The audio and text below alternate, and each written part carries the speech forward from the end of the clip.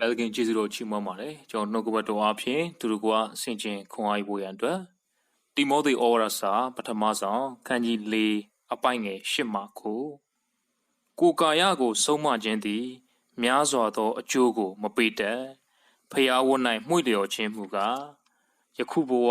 နောင်ဘဝနှင့်ဆက်ဆိုင်သောဂတိတော်ကိုရသည်ဖြစ်၍အရာရာ၌အကျိုးကိုပေးတတ်သည်ဟုသောစကားသည်သစ္စာစကားဖြစ်၏အကျွင်းမဲ့ခံယူအပ်သောစကားလည်းဖြစ်၏ကျွန်တော်ဒီနှုတ်ကပတ်တော်ကဘာကိုဖော်ပြလဲဆိုရင်ကိုကာယအပြင်ပန်းကိုဆုံးမခြင်းအားတဲ့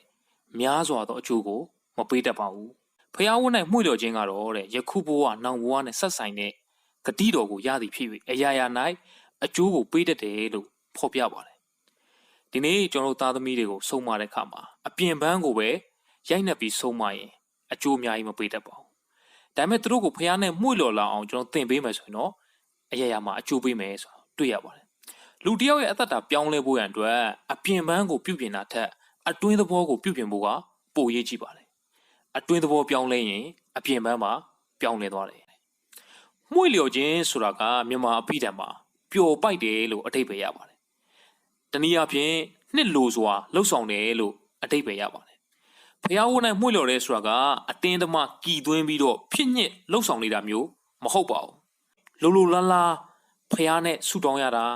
ဖျားနဲ့အချိန်ယူရတာနှုတ်ကပတ်တော်ကိုဖတ်ရတာတမန်တရားကိုနားထောင်ရတာကိုနှစ်ချိုက်စွာနဲ့လုပ်နေခြင်းမျိုးဖြစ်ပါတယ်တမန်တော်ဝတ္ထုခန်းကြီး30မှာလူတယောက်ကြောင်းတွေ့ရပါတယ်ဒီတမန်တော်ဝတ္ထုခန်းကြီး30တခန်းလုံးမှာသူ့အကြောင်းကိုဖော်ပြထားပါတယ်သူ့နာမည်ကတော့ကော်နေလီလို့ခေါ်ပါတယ်သူ့ရဲ့အလုပ်ကိုင်ကတော့သူကလူ100ကိုအုပ်ချုပ်တဲ့ရောမတပ်မှုအီတလီလူမျိုးဖြစ်ပါတယ်သူနေတဲ့နေရာကတော့ကဲသရီမြို့မှာဖြစ်တယ်သူ့အကြောင်းကိုဖော်ပြတဲ့အခါမှာဖျားဝတ်၌မှု့လျော်တယ်လို့တမန်ကျမ်းစာထဲမှာဖော်ပြထားပါတယ်ပြီးတော့သူကဖျားကိုလည်းကြောက်ရွံ့တယ်ယူဒာတွေရဲ့တရားစရက်မှာဖျားဝတ်ပြုတယ်ဖျားသခင်ကိုအစဉ်ဆုတောင်းလေးရှိတယ်လူများစွာကိုလည်းစွန့်ကြဲပေးကမ်းတတ်တဲ့သူဖြစ်ပါတယ်တကယ်တော့ကော်နေလီကတပါးမျိုးသားပါဂျူးလူမျိုးမဟုတ်ပါဘူးအံ့ဩစရာကောင်းတာကသူကဖျားရှိတယ်ဆိုတာကိုယုံတယ်ဖျားဝတ်၌မှု့လျော်တယ်ဖျားရဲ့အကြောင်းကိုသူအများကြီးသိနားမလဲတော့ညာလဲဖျားနှစ်သက်အောင်အသက်ရှင်တယ်အတိကကတော့သူကဖျားဝတ်၌မှု့လျော်ပြီးတော့ဆုတောင်းခြင်းမှာအားကြီးတယ်ဒါကြောင့်ဖျားသခင်ကကောင်းကင်တမန်ကိုဆေလွတ်ပြီးတော့ကောနေလီကိုထင်ရှားပြပြီးတော့ပေတရုဆိုတဲ့ပုဂ္ဂိုလ်ကိုခေါ်ပြီးတော့သူ့ရဲ့စကားကိုနားထောင်ပါလို့ပြောဆိုခဲ့ပါတယ်ကောနေလီကလည်းသူ့ရဲ့ငယ်သား2ယောက်ကိုပေတရုရှိတဲ့ရုပ်ပွေမျိုးကိုဆေလွတ်ပြီးတော့တွားခေါ်ခိုင်းခဲ့တယ်ပေတရုကငကိုကတပါးမျိုးသားတွေနဲ့ပေါင်းဖော်လေမရှိပါဘူးဒါပေမဲ့ဖျားသခင်ကပေတရုကိုဗျာဒိတ်ယူပါယုံအပြင်ဆုံးမခဲ့ပါတယ်အဲ့ဒါကတော့ပေတရုကရုပ်ပွေမျိုးမှာသူဆုတောင်းနေတဲ့အချိန်မှာသူ့ရဲ့ယူပါယုံထဲမှာကောင်းကင်ကနေခြုံတယ်ကြီးကျလာတယ်အဲ့ဒီခြုံတယ်ရဲ့အထဲထဲမှာယူဒလူမျိုးတွေမစားသင့်မစားအပ်တဲ့မတန်ရှင်းတဲ့ညစ်ညူးတဲ့အကောင်တွေပါနေတယ်ဖခင်ကပြောတယ်ပေတရုမင်းထပြီးတော့တတ်စားပါလို့ပြောတယ်အဲ့ဒီလိုပြောတဲ့အခါမှာ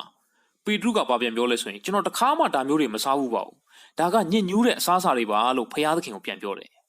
ဖခင်သခင်ကငါစင်ကြယ်တဲ့အရာကိုညစ်ညူးတယ်လို့မင်းမထင်နဲ့လို့ပြန်ပြောခဲ့ပါတယ်ပထမမှာတော့ပေတရုကဖခင်ဘာပြောလဲဆိုတာကိုသဘောမပေါက်ပါဘူးတပါးမျိုးသားကောနေလီရဲ့အိမ်ကနေပြီးတော့ငယ်သားရောက်လာတဲ့အခါမှာပေတရုသဘောပေါက်ခဲ့တယ်ဖခင်သခင်ကတပါးမျိုးသားတွေကိုလည်းချစ်တဲ့ဖခင်ဖြစ်တယ်ဖခင်သခင်ကမခွဲကြပါဘူးဘာသာလူမျိုးအဆင့်တန်းဖခင်သခင်ကဘာမှမခွဲကြဘူးလူသားအားလုံးကိုချစ်တဲ့ဖခင်ဖြစ်တယ်လူတိုင်းကိုအပင်ငယ်ကိုမကြစေခြင်းဘူးလူတိုင်းကိုကယ်တင်ခြင်းအကြောင်းကြားဖို့အလိုရှိတဲ့ဖခင်ဖြစ်ပါတယ်ဒါကြောင့်မို့ပေတရုကနောက်တစ်နေ့မှာကောနေလီရဲ့အိမ်ကိုလိုက်သွားခဲ့တယ်ပေတရုရောက်လာတဲ့အခါမှာကောနေလီကခီးဦးကြိုပြုပြီးတော့ပေတရုရဲ့ခြေရင်းမှာပျောက်ဖို့ပြီးတော့ရှစ်ခိုးတယ်ကိုးကွယ်တယ်ဆိုတာကိုတွေ့ရပါတယ်ပေတရုကငြိမ်ပြီးတော့ခံမနေပါဘူးငါကိုယ်တိုင်လူဖြစ်တယ်ငါ့ကိုမရှိခိုးသင့်ဘူးလို့ပေတရုကပြောပါတယ်ဒီနေ့ဒီအောင်ကြည့်မဆိုရင်လူကိုရှစ်ခိုးခြင်းဥချခြင်းကိုတမန်ကျမ်းစာကတားမြစ်ထားတယ်ဆိုတာကိုတွေ့ရပါတယ်အဲ့ဒီခါမှာကောနေလီကသူဖြစ်ခဲ့တဲ့အဖြစ်အပျက်တွေသူအစာရှောင်ဆူတောင်းတဲ့အချိန်မှာလူတယောက်ကထွန်းတောက်တဲ့အဝတ်ကိုဝတ်ပြီးတော့ကျွန်ုပ်ရှေ့မောက်မှာရက်နေတယ်ကိုတော့ကိုသွားခေါ်ဖို့ကျွန်တော်ကိုပြောတယ်ပြီးတော့ကိုတော့ပြောတဲ့စကားတွေကိုနားထောင်ဖို့မိန့်မာခဲ့ကြောင်း ပေတရုကိုပြောပြပါတယ်အခုကျွန်တော်အသင့်ရှိပါပြီကျွန်တော်ကိုဖျားသခင်ပြောတဲ့စကားတွေပြောပါလို့ကောနေလီကတောင်းဆိုခဲ့ပါတယ်အဲ့ဒီချိန်မှာပေတရုကနှုတ်ကိုဖွင့်ပြီးတော့သခင်ရှုရဲ့ကယ်တင်ခြင်းအကြောင်းကိုဝင်ငှခဲ့ပါတယ်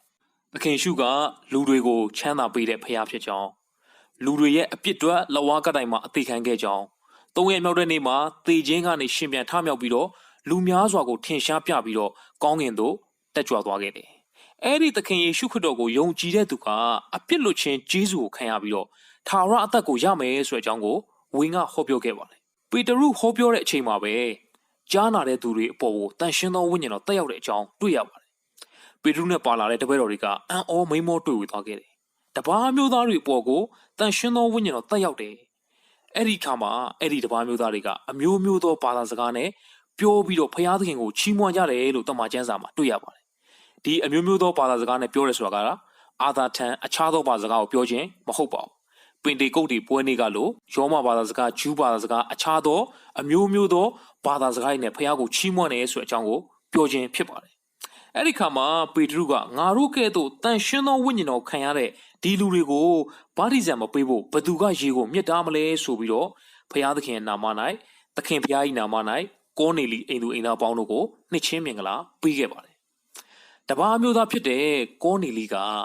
ဖျားဝန်း၌မှု့လျော်ခြင်းကြောင့်သူတင်မကဘူးသူရဲ့အိမ်တော်မိသားစုသူနဲ့ဆက်ဆိုင်တဲ့သူတွေကယခုဘဝနောင်ဘဝနဲ့ဆက်ဆိုင်တဲ့အကျိုးကိုခံစားခဲ့ရပါတယ်ဒါကြောင့်မို့တခုမြောက်သောစာလံမှာဘလို့ရေးလဲဆိုရင်ထာဝရဘုရား၏တရားတော်၌မှု့လျော်၍တရားတော်ကိုနေ့ညမပြတ်ဆင်ခြင်အောင်မေ့တဲ့သူဟာမင်္ဂလာရှိတယ်လို့ဖော်ပြထားပါတယ်တမူးကောနေလီက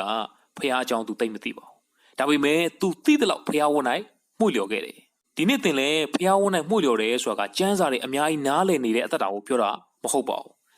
တင်သိတဲ့လောက်တင်နားလည်တဲ့လောက်ကိုလိုက်လျှောက်ပြီးတော့အဲ့ဒီတရားတော်မှာမှု့လျော်နေတဲ့အသက်တာကိုဆိုလိုခြင်းဖြစ်ပါတယ်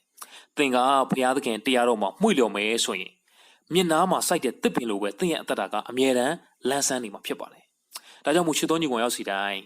မတရားသောသူတွေတိုက်တွန်းခြင်းကိုမလိုက်ဘဲနဲ့နေ့စဉ်ဘုရားရဲ့တရားတော်မှာမှု့လျော်နေမယ်ဆိုရင်ကောနေလီကဲ့သို့ဒီနေ့ဘုရားသခင်ရဲ့ဖွင့်ပြခြင်းဘုရားသခင်ရဲ့မဆခြင်းဘုရားသခင်ရဲ့ကျေးဇူးတွေကိုသင်ခံစားမှာဖြစ်ပါတယ်ဒါကြောင့်မို့သင်ဟာဘုရားဝန်း၌မှု့လျော်မယ်ဆိုရင်ယခုဘဝမှာရောနောင်ဘဝမှာရောဘုရားသခင်ကောင်းကြီးမင်္ဂလာဘုရားသခင်ပြင်ဆင်ထားတဲ့အကျိုးကိုခံစားရမယ်ဆိုတဲ့အကြောင်းကိုဝင်ငှပါတယ်အားလုံးပေါ်မှာဘုရားရှင်ကောင်းကြီးပေးပါစေ